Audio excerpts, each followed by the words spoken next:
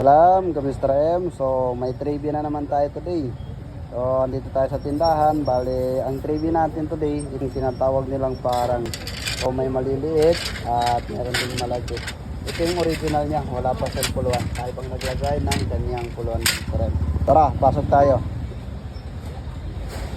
Dag natin sa ating trivia. Ito ang ating parang Mr. M. At ito ay ginagamit pang sudsud. So, lagyan natin ng puluhan kanina, 5 piraso pang dagdag din sa ating mga display.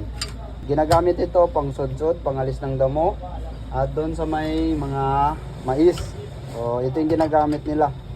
So, yung iba hindi na gumagamit ng herbicide. Ito na yung pangpalit nila. Mano-mano nilang tinatanggal yung mga damo ng kanilang maisan. Ito yung ginagamit.